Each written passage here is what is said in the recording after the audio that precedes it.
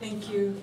This year we decided to do things a little differently. In the past, all the presenters would give their presentation and then we'd have questions afterwards. And we thought this year we'd try to change it up a little and have the speaker give their presentation, and then the questions on that presentation can be given with the question and answer session right after, so we thought it might be a little more productive.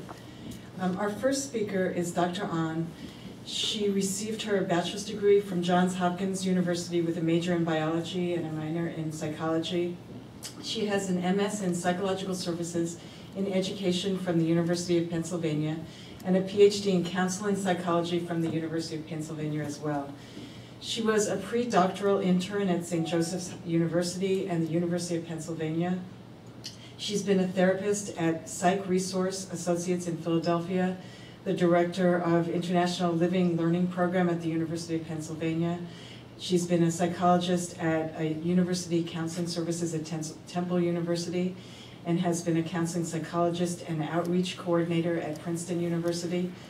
She also has been an adjunct faculty member of Arcadia University graduate program in counseling psychology. She's a member of the Asian American Psychological Association and the Pennsylvania Psychological Association, and she's given many presentations at professional meetings and is widely published. Currently, she has a private practice in Princeton and is a counseling psychologist and coordinator of outreach, counseling, and psychological services at the College of New Jersey. Dr. Ahn.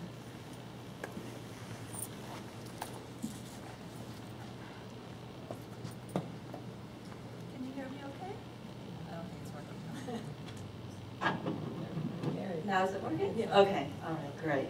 So I prefer to walk around a little bit, so I hope it's okay. I don't like standing behind a podium particularly. Well, thank you very much for coming. I'm a 1.5 generation Korean American. I just wanted to get a sense, how many of you in the audience are first generation? Okay. How many of you are 1.5 generation? How many of you are second generation? Okay, all right. So, I asked Leslie kind of what topic might interest you, because I usually speak on different topics than this one, but it seemed like maybe this might be most relevant, especially something that probably many of you can anticipate experiencing, maybe experiencing, have experienced in the past. So I want to start with just thinking about midlife crisis.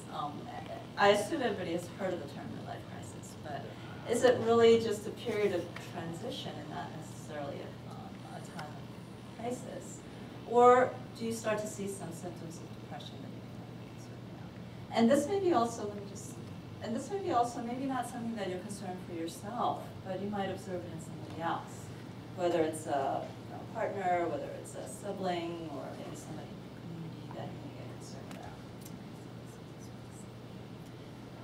All right, so typically, you might be thinking that it's a period that's accompanied by depression, but also it can be a period of self-reflection, reassessment, and growth. And I think that's what we're seeing more. So there's a point that I want to conclude here. It says there's no empirical evidence for midlife crisis. And that doesn't mean that people in the middle of their lives don't sometimes have a hard time. They do, but they aren't more at risk for a crisis in midlife than at any other times. But I think because this was first coined as a term by a psychologist in 1965, and maybe some people could really relate to it. So it's become a popular term that we've used. And when we say midlife, it can range anywhere from 30s to 50s or even later. And partially it may depend on how long we think we're going to live and what midlife is. And I've even heard of quarter life crisis. How many of you have heard of that term?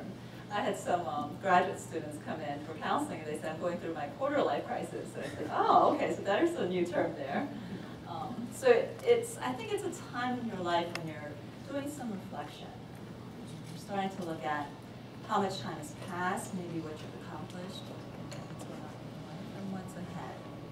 And that can be a time of excitement, something to look forward to, or depending on where you feel you are in your life, it may lead to some sense of regret, or some sense of insecurities or concerns for the future. So a couple of psychological theorists talked about this midlife period. Carl Jung talks about it as a process. It's a time where you're focusing on self-actualization or self-awareness. So self-actualization is where you might be thinking about how to be able to fully achieve your full potential. And then Erik Erikson, who's another psychologist, thinks about this period as a time where you're thinking about either generativity or stagnation. So generativity would be where you're actually creating and committing to creating a better world for future generations. But when you're stuck in a period of more stagnation, this is where you may not be able to really invest in growth for yourself or for others. And this is where you might start to see more depressive symptoms occur.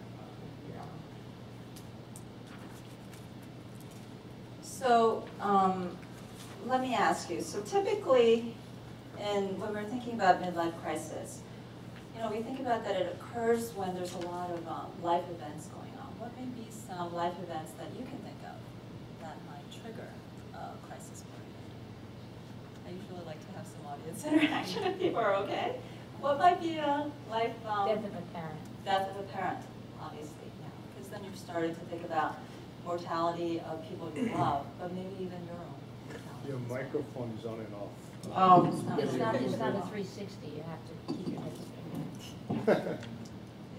Can you hear me okay without No. the mic? Oh, no. So maybe put it in the middle instead of side, because you're getting sometimes depending how where your head is. Is that working better? That's Yeah. better. Okay, all right, great. Thank you for letting me know. Okay. What may be other life situations that somebody may face? Job situation, Job situation. loss of spouse. Yeah. So loss of spouse, whether that may be due to death or relationship ending, or job situations. I think, especially with the economic crisis these days, I think there's been a lot of job instability. Looking in the mirror and noticing a difference. Yeah, and that may be the next person who may be speaking. But yeah, just the process of aging. You start to see things. You just start to notice wrinkles. You start to see, gray hair, maybe balding, or spots. So I think just process of aging, definitely. What else might be some things that you might notice, other people might notice, that might lead to this period of crisis, or at least questioning and wondering? Physical constraints. Physical constraints. Okay. Do you want to say more about what kinds? If you're a dancer when you're young, when you're 45, you can't do it the same. Yep. And if you are in the show business and you apply for a job, the 18-year-old year old. Don't let her fool you though. She'd still do it? Okay. When children. Oh, wow, okay, so very impressive, yeah. But because of the natural process that our body goes through, there may be limitations, and maybe you were very healthy and you could eat whatever you want and your body didn't gain weight, your stomach digested really well, all of a sudden, you start to have digestive problems, maybe you start gaining weight that you hadn't really worried about ever before. Or maybe you can't just, you run out of breath much more easily, you just can't lift things as easily. So just physical limitations that you start to realize too. Your body just starts aching more. And so that may happen at different times. But I think some of that starts to happen even earlier because we're not as active, our society isn't as active as we used to be. So I think that's also occurring as well. I'm seeing, I work a lot with college students, and I'm surprised when they say, oh, my shoulders are hurting, my neck is, you're only like 19 years old, and I don't remember when I was in college having those pains. But it's interesting because we're so sedentary, and we're sitting at a desk all the time, we're at a computer all the time. So I think some of that may be starting to happen earlier too, which also leads to more distress for people. Anything else? Empty nest. What's the empty nest? Yeah, empty nest. Right? It's the whole empty nest syndrome in terms of what people talk about. So whether that's nowadays we're talking about it's empty nest, or it may be some rebound children. Some of our birds may be coming back, especially because of the economy and such. But yeah, that's a huge transition for people in midlife.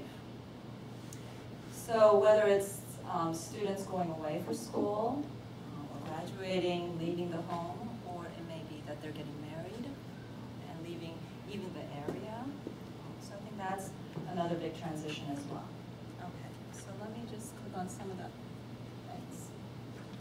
So it may be, as we talked about the empty nest, the child leaving for college or finishing college, or zero birthday. So it might be okay. Turning 40, turning 50, turning 60, what do these things mean? So all of a sudden, as if it's only one day different, but somehow you start to feel like, wow, what does this mean in my life? So that there might be more self-reflection. Or we had also mentioned a death of a parent or another loved one in your life, or maybe even a friend. A child getting married. Do you feel like in the Korean culture, do you think it makes a difference, at least maybe some of you have experienced, or you may have had some friends in this process, a child getting married, do you feel a difference between when a son gets married versus a daughter getting married? Have you noticed? Any thoughts? How many of you have married children? Okay. And you've had both sons and daughters getting married?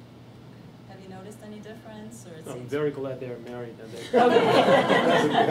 Okay, so there's a sense of relief that they're out of the house, they're married, they're settled. That's another thing too, because I've also heard from a lot of Korean parents who their grown children are not getting married and they're much older, and that in itself becomes another stressor too. I think especially for Korean parents, because a lot of our identity is about getting our children successful and settled. So oftentimes, especially if it's daughters and they're not married and they're in their 30s, let's say, then there's this questioning, well, why aren't you getting them married? Why aren't you introducing them to somebody? So the questioning about the parenting in some way. Whereas maybe in American culture, it's not so much of the onus is on the parents necessarily. Or being sandwiched between caring for parents and children. So I think this happens a lot during midlife as well, where you may start to have aging parents that you're taking care of, but you also still have children in your house that you're taking care of. So you're in between, and I think it's a major stressor for people. And the whole employment situation, as somebody mentioned, that whether it's unemployment or underemployment.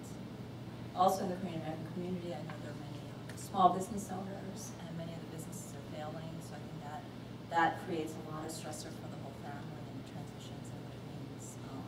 And the things that they imagine their life would be at this time in their life. And the things that maybe dreams that they gave up to come to the U.S. thinking that they would have a certain life, that may not be working out. Or even within firms or whatever professional jobs that you may be in, maybe there's been a lot more layoffs, or people aren't able to move up as quickly or at the place that they have wanted to be. And then medical problems, physical changes, so we talked about that as well. And I think for Korean Americans, we tend to also compare ourselves a lot within the community. We think, how are we doing? So we're always comparing this. My nephew is doing this, how come my son isn't? Or, my friend got promoted and seems to be enjoying life and vacationing and such, and I'm not at that place. Or so there's a lot of comparison. I hear a lot of this from also children as well, because they hear from their parents. My friends, daughters doing this, how come you're not? So I think those kinds of added pressures, they're not necessary, but in a lot of Korean culture, in the communities, that may also add some of the stressors as well. Also thinking about for children, because Korean parents tend to put a lot of emphasis on the success of their children, and we make a lot of sacrifices for our children. So I think there's a lot higher expectation of that return. So whether it's to the extent that somehow you're wanting to vicariously live your life through your children, or that you had really hoped for a certain kind of life for your children, and they don't necessarily make those choices, whether it's a choice for a career, choice of a marriage partner, choice of how they're going to live their life. And so I've worked with some parents, Korean American parents, who are really struggling with that as well.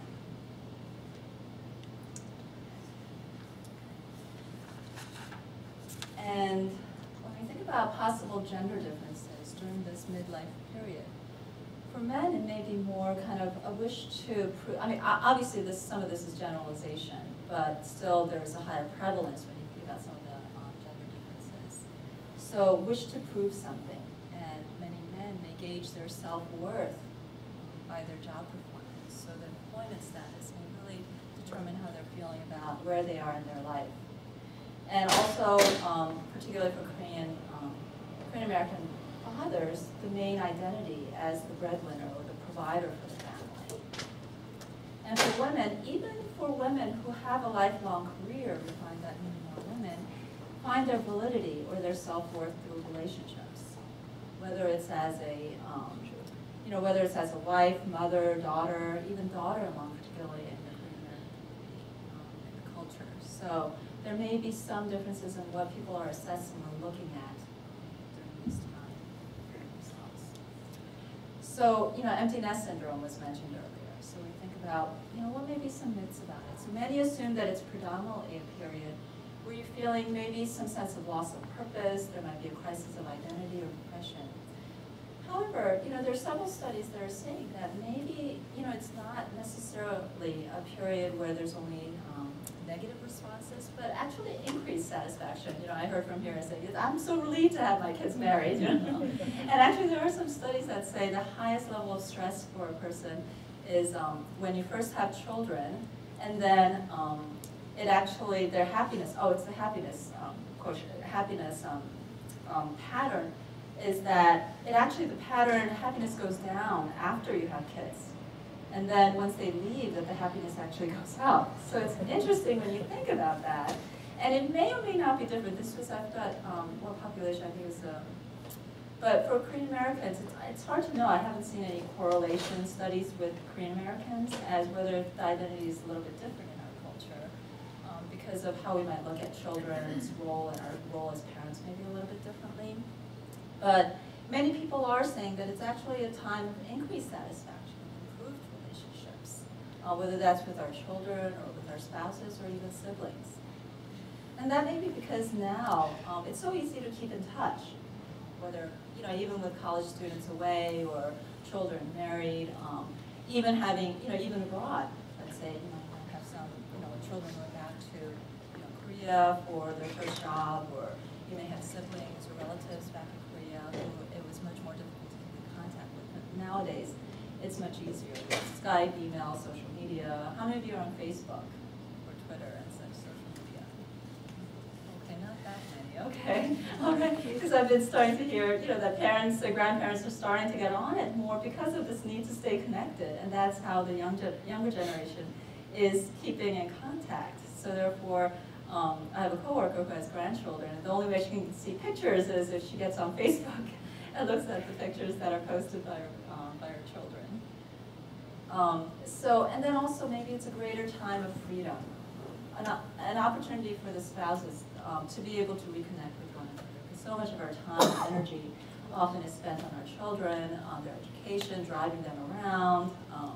But maybe this is finally a time that you can also pursue more of your own goals and interests as well. And that it can be a time of feeling a sense of joy and pride in your grown children that you've done a good job. So naturally be a positive time of increased satisfaction. This is just a cartoon that I put in. This is after our youngest left home for college. The whole empty nest thing really hit Connie pretty hard. So there's a pet there in the swings. But sometimes I've seen some families that after they send their children away, and there's a little sense of kind of too much quiet in the house, that oftentimes I've been seeing more pets in the house too. So that may be another way. Another possibility is that there's the absence of the day-to-day stressors from living together. When you're having to nag your children to clean up or do their homework, or and so maybe some of that less fighting and arguments while they're home. And once they're away, it's like when they come back for breaks and such, there might be actually more time of enjoyment of one another. And there were some differences in mothers and fathers as they were looking at them too, that some mothers were already planning and preparing for the next stage even before their children left. That more mothers seem to be planning, whether it means that they wanted to go back to school, further their education, or wanting to return to work, or being able to go for that promotion that maybe they held back on because of the time commitment that required for them when they still had children in the house, or being able to explore new interests. Studies find that fathers seem to be less prepared for this change, for the transition and emotional component, and that the fathers tended to have more regrets that maybe they didn't spend as much time, or maybe they weren't able to be as involved in their children's lives. So just something to be mindful of if you are going to be anticipating some of those changes ago. And that also, parents' ability to enjoy their empty nest is often linked to children's successful transition. So I think this is under the assumption that if the children are making successful transitions, it's a satisfactory time for the parents. But if the children are really struggling, I think this can be also a very difficult time for the parents as well. And now, as I mentioned before, now the nests are refilling because many children are coming back home after college, which I don't think is unusual for Korean American families anyway, because oftentimes we may not want our children to leave the home until they get married. And so some references of people who did this study on the empty nest syndrome. So some further studies, it says only about 10 or 15% may actually develop into a midlife crisis. So you may experience some times of questioning and reflection, but maybe not necessarily into a crisis mode. But if it does, there might be you might experience the desire to make some major changes in your life, whether it's career, something about the work-life balance. Maybe you're feeling like maybe, I do want to spend more time with my family. Maybe some change, or about your relationship, making large purchases. These might be some of the impulsive kinds of things that some people might be more likely to do, or wanting to change their physical appearances. That may be the next part that we're here about, but and some remorse about maybe regrets, about things that you had dreamed that when you were younger you had dreamed of wanting to do, and realizing, reflecting back and saying, I didn't really reach that goal. And during this time, maybe during this transition time, some of the women and men may also experience some differences, is that women may become more assertive during this period and may feel now that they're finally free to do the things that maybe they held back from before. Also, I think when you have grandchildren, you might feel like yes? Reaching back, is that to be encouraged, or is that symptomatic of the crisis? What's to be encouraged? I mean, if somebody feels that they have to go and finish up something that was interrupted by childbirth, is that a good thing? I don't know if we can, I don't think any of this is, I would rather not think of it as a good or a bad thing, but really being able to help have a person reflect and explore and see what's right for them at the time. So for some, they may come to a place where they feel resolved about it. They may feel satisfied, I made those sacrifices, but this outcome is really satisfying. But some people may decide that, maybe I made a choice that now I regret, and is there time for me to do something different about it? So particularly in counseling, I may just explore with them, what are those options? Are those options realistic? Some may not be, and that may be some of the remorse and depression about it, but some may be. There may be opportunities to be able to do pieces that maybe they didn't allow themselves to, or they weren't able to achieve because of whatever life choices they made up to that point. As long as it's not so extreme, I think sometimes when we think about midlife crisis, it's when people make, I think, extreme, more impulsive decisions without necessarily thinking about the consequences. I think that's when we say, I think that person might be going through a midlife crisis, So I think that's what we might be observing more. So yeah, maybe, grandmothers saying, if their child is saying, can you babysit my, kid, I want to get together with my friends. Maybe some of the mothers are starting to say, well, I've really paid my dues, and I think now I'm ready to kind of live my life a little bit more, so some of that shift may be happening. And then men may be becoming more, allowing maybe more of their feminine side to come out, being more nurturing, wanting to spend more time with the kids. Or I see some men also getting into cooking, or more creative outlets, or expressing their emotions more than maybe they did when they were younger, when I think there was this, especially for Korean men, when I think emotions aren't easily expressed, just culturally feeling like it's not what a father does, or it's not what a husband does, you have to keep it all together, but maybe this is a period where it's allowed. Does it sound okay? Is it okay? I'm not Korean, but I think the reflection part is typical of most people. They don't understand how to reflect, and it's very difficult to teach it. So therefore, what happens, and I don't know if you agree with this or not, is that the society becomes closed and things become bottled up. Yeah. But I think that's the reflection piece is the key, but we don't know how to do that. Yeah. Absolutely, I think when we keep it bottled up, that's when it can turn into depression or other kinds of either psychological problem or physical problem, because there's often a close tie to that. And in many cultures, I don't think not just in Korean culture, but particularly in Korean culture as well, but many cultures, we don't often talk about our emotions, or we don't really share our emotions, especially if we're struggling. And I think that's when it can lead to more of the concerning kinds of symptoms that we're dealing with this time. So I think that's a great segue you gave me here, which is when might this period turn into depression? So to think about it either for yourself or maybe there's somebody else in your life that you're concerned about, that you're wondering, could they be possibly going through a period of depression? So these are some of the things that you might want to be on the lookout for, whether it's a change in eating habits, whether it's under-eating quite a bit or overeating and turning to food much more, or changes in sleeping habits. So this could go either way too, sleeping all the time, not wanting to get out of bed, not particularly having energy to do anything, or not having difficulty falling asleep, having a lot of ruminating thoughts, difficulty having just racing thoughts that keep you up at night, and feeling tired all the time, even if you've had plenty of sleep, or feelings of pessimism or hopelessness, especially when you're going through a tough time, thinking that things are never going to get better, or maybe, what I did wasn't worth it, or that nobody really appreciates the sacrifices I've made, or where I am in my life. Restlessness, anxiety, and irritability, just getting angry at things that you typically might not. So those may be some things to look at. And also feelings of helplessness, worthlessness, and guilt. This is also a sign of depression as well. And loss of interest in activities that you used to enjoy. Things that maybe you used to like to go outside and maybe get together with friends to play golf, and you just don't feel like getting together with friends anymore. Or including sexual relations. Or any kind of thing, hobbies, and just socially withdrawing and staying to yourself. And it can go as far as thoughts of suicide, or actually making suicide attempts. Or physical aches and pains. So you might start to say that you're having headaches more easily, just stomach problems more easily.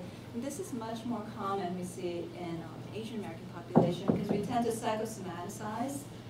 So how many of you have, I'm sure you're aware of that papyeong, right? The Korean term papyeong. And actually it's not in the DSM, which is the diagnostic criteria book that psychologists and psychiatrists use.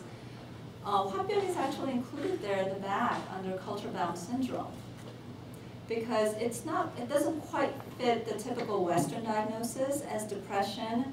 But we think of it as kind of a combination of depression and anxiety. It's exactly, I think, what was described, is that we keep it inside and it comes out in other symptoms.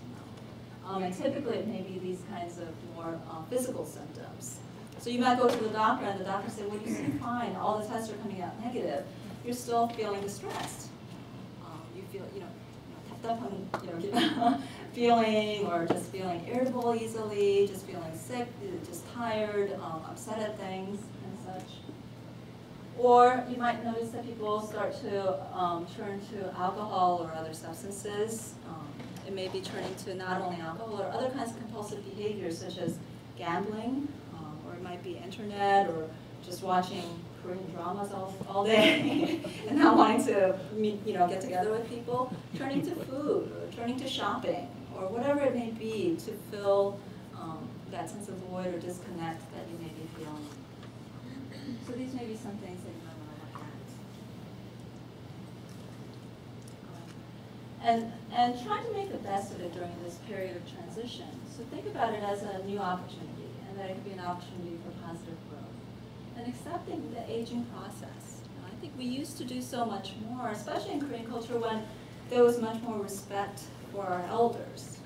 So I think we used to respect wisdom that comes from it. We used to respect the experiences that comes from it. But I think now, maybe there's less of that respect and much more value put on youth. Being youthful constantly and looking youthful, acting youthful. So being able to accept that the aging process is natural and how to be able to be content in the different stages of your life that may help you to prevent going into this period during this time. And accepting changes within your family. children growing up, and they're going to naturally become more independent. They are going to lead. Or you may have the younger family members becoming more acculturated. So you may have, your grandchildren or your children not knowing a lot about Korean culture or forgetting the Korean language. And some of that, there's going to be a sense of loss, maybe even some sadness about it, but also being able to accept the natural changes of that. And if there are things that you can do to still spend time with them, I think that's really encouraged. I always think it's great to be able to pass on our culture to the next generation. It's not always as easy as we think it is, because I have children as well who are just resisting it. Why do I have to go to Korean school? What's the point? So you're going to regret it later when you get to college, because all my friends did. And also maybe in terms of your children marrying outside the race. And that might be part of it too, thinking, we're losing our culture then, somehow we're losing our family tradition then. How to be able to accept and embrace those choices, and how to be able to include that as part of the family changes. And strengthening the marital relationship. I think particularly for mothers, I think we often spend so much time taking care of our children and focusing on caring for our children, we may not really spend enough time strengthening our relationship with our husbands. And then when the children are gone, there might be even more sense of that emptiness. And part of that may be because the men are also focusing so much on outside the house or being the provider that they're also not involved. But I think being a partner together, raising the children as well as being able to strengthen your relationship together. I think there was a popular book in Korea, right, called APA a while back, which apparently I think kind of talked a little bit about some of these midlife crisis issues and the identity of the Korean father. And maybe if it's a time that you can maybe reassess your priorities and then deciding actively to change your, how you're spending your time and your energy at this time. And establishing social connections, whether it's in your community, whether it's in your church community. Finding a friend or a family member you can confide in. Your hobbies, interests. I'm kind of rushing along because I feel like I took a lot more time than I thought. And having a healthy lifestyle, especially when we're thinking about aging, I don't think it means that our body has to change in all negative ways. But there are ways that we can still stay active, being physically active, proper diet, getting enough sleep, managing stress. I think all of those are important ways that we can keep our body healthy through this period. And consider giving back to others in some way, whether it's volunteering, getting involved in the community, working with the next generation, somehow passing on the wisdoms that you have gained in your life, and spiritual exploration as well. This might be a time when you're starting to seek what is meaning, what is my connectedness to the world and to maybe even the spiritual world. And then psychotherapy or possibly psychotropic medication or combination if the depression is leading one to not be able to fully engage in life. And so as I think about psychotherapy, first of all, I wanted to ask you, how many of you know of at least one Korean American who has gone to counseling for something? Okay, a few of you. Okay, so that's encouraging. Because it's not, probably it's not something that Korean Americans access very easily. I think there's a lot of stigma. There's maybe a lot of misunderstanding, shame about it, and so not many people seek out therapy. So I've included some myths about it. So I think there's a myth that psychological problems or mental illnesses don't exist among Korean Americans. That's American. That's the white American. They created those illnesses, and we're all healthy and fine. Okay? This is a myth because obviously there's mental illness. It's in any culture, but we often just don't talk about it. It's hush hush. It's probably even within our family members, extended family members, but we don't really talk about it. And I think that adds to the shame and the stigma, so therefore people don't seek out help for it. Also another myth maybe, only really crazy people go for counseling. Yeah, I'm struggling, but it's not that bad. And so typically Korean Americans really wait until they're in crisis. So typically when I see them in counseling, they are really in crisis, meaning that they might have already made a suicide attempt, they've lost their jobs because of their mental health problems, they've lost their relationships because of it. And so it becomes much more difficult to treat when they come in, just like any, even medical illness, psychological, anything, if you wait until it gets that bad, it's much more difficult to treat. Another myth might be that if I go and see a Korean American counselor, she or he's going to tell everybody about it, and my whole community will know what my problem is. They'll know all my dirty laundry, all my family secrets and such. But obviously we're held by ethical standards, and I would lose my license if I were to do so. And so confidentiality is something that we really value and emphasize and share with our clients to make sure that they understand that confidentiality is such an important part of that therapeutic relationship and the trust to be able to open up. And that if I don't see any changes or progress within the first session or two, then it means it's not working, then it's not helping. What's the point? I'm wasting my money, I'm wasting my time. But therapy is a process. It's not something that happens over just 1 or 2 sessions. Especially when you think about it may be a lot of deep-rooted issues, it may be unresolved issues from maybe much earlier in life. As we're thinking about midlife issues, it may not be just that transition you're going through, but when it starts to get into crisis, it typically is related to something else that might have happened earlier in your life, actually. So it might be even from your childhood, your relationship with your own parents. So some of those unresolved issues might start to surface later in life, and so all of that is connected. It's hard. It's almost like just, if you want to just put a Band-Aid on something, and it's a broken bone that's been, set wrong from very early life. And, another myth that I actually added after I completed the slides is that I know many Korean Americans, a high percentage of Korean Americans, many go to church, and spirituality and their faith is a very important part of their life. And so many may resist going to seek counseling because they might think, well, that must mean that my faith isn't strong enough. That must mean I'm not praying hard enough. And I've even had situations, maybe not so now, because I think ministers and pastors are better trained in mental health now. But before, I think maybe even some of the pastors would discourage them from going to counseling. And so I also do a lot of work, and we have some ministers in the New Jersey area who are usually the second-generation ministers that we try to keep in communication to be able to support those Korean Americans, particularly when they have these hurdles of seeking help.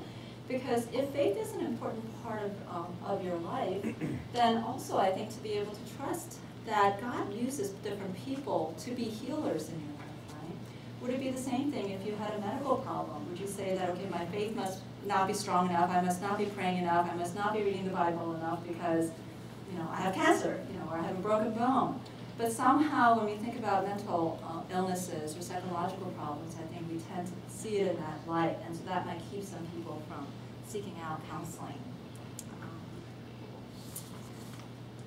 And so I kind of just summarize some of these things. So psychological disorders occur in Korean American cultures just as much. People seek out psychotherapy for a variety of reasons. So it's not only the severe pathology that we have people coming into counseling for, but it may be issues like depression, anxiety, which are usually the most common. It could be relationship issues, family concerns, life transitions, maybe some kind of an addictive behavior, self-esteem issues, eating disorders, suicidality, so all of those. And as I emphasize, confidentiality. So to give you a little bit more information about what to expect in psychotherapy is that typically it's on a weekly basis, so you might meet with a counselor once a week. Sometimes more often if you're more in crisis, and sometimes after a few sessions you might actually only meet with them every other week or once a month, depending on how you may be progressing. And typical sessions are about 45 to 50-minute sessions. And therapy can be individual counseling, one-on-one with the therapist and you, or it could be couples counseling or marital counseling if you're dealing with a marriage concern that you want to come in together with your partner, or family counseling if it's a family issue that you want to be able to have your family attend together, or group therapy. And therapy can last anywhere from just a few sessions, depending on what the concern is, or to several years, but on average about a few months is about the average that I think most are able to get what they're seeking. And changes do take place over time. And so I think when, another thing that often another Korean psychologist and I talk about is that a lot of Korean American clients, when they come in, they want it fixed right away. And they usually don't stay long enough for any progress to happen, unfortunately. And they usually leave before there's adequate change, which is unfortunate because then that problem is likely to repeat itself later. And that it is a collaborative process. I think just like going to a doctor, you might think, okay, just tell me how to fix it and I'll do it. Therapy isn't really like that. Therapy is a collaborative process, meaning that the therapist and the client will talk together about what are our goals, what are the struggles, what are the symptoms, what are the outcomes that you're looking for, and we may be exploring together. So I think about it as a journey that we travel together, that we help you to be able to put maybe pieces together from the past that might help you better understand and have some insights about what may be going on now for you, as well as to develop some coping strategies. Current situations. It may be acceptance about a situation, it may be about making some changes in your life, or to deal with a change that you can't control. So I hope that gives you a little bit better sense of what psychotherapy is. I think that's my last slide. So any questions or any comments?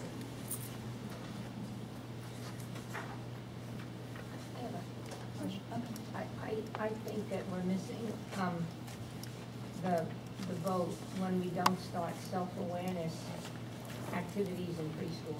And if children were aware of how their behavior affected other people, we wouldn't have the great need and the closing up of, it's not only Korean American. What is your feeling about that? Yeah, I absolutely say the earlier it begins, you know, I tried to do that even when my kids were young, to have them start to talk about things more, letting them know it's okay to have, you know, especially let's say something like anger. I think we get so fearful of of the feeling of anger, particularly for women, I think, but even men too. I think that's why sometimes they turn to substances or other addictive behaviors too. But to be able to express the feelings, have somebody accept it and validate it and normalize it. And also to be able to have empathy. I think that's something else that I really emphasize early from a very young age, is because I think that's what leads to a lot of the interpersonal struggles and difficulties, is when we have difficulty having empathy for another person. So I think that's something that I think is really important from a very early age, to help one to understand themselves and somebody else as well, from the similarities and the differences. I echo that. I mean, one of the things with my two boys, you know, growing up in Princeton area with the children dealing with the pediatric psychology of growing up, especially as Korean American kids growing up in this area, is different than my experience growing up in South Korea, coming in the United States as a college. Because when I came here, I was already finished that adolescence. I was already, my identity is already set up. But seeing my kids growing up and seeing growing up as a minority, being a Korean Americans, and different. Like when I was watching 60 Minutes about Jeremy Lin doing an interview about as being an only Chinese American in basketball league, and being called names and all different things, and how to deal with that situation, and how he was not able to even play the NBA even though it was so good. And that experience of being, and I think it's very important. So that's also, I see that as a really great need of our children to understand how to help them. I was thinking, because I came here when I was 8, 9, and I went through some of that, but I don't think I ever shared it with my parents. And I think about it now, and I recently wrote an article also about even in the professional world. I think actually when you're in the education, up to college and graduate school, I don't think I even experienced that much, because there's a blatant kind of racism that you experience when you're younger, especially, being called names and such. But I think I was protected for a while, but then feeling it also in the workplace. In very subtle kind of ways, and I think I was hopeful that my children wouldn't experience it, but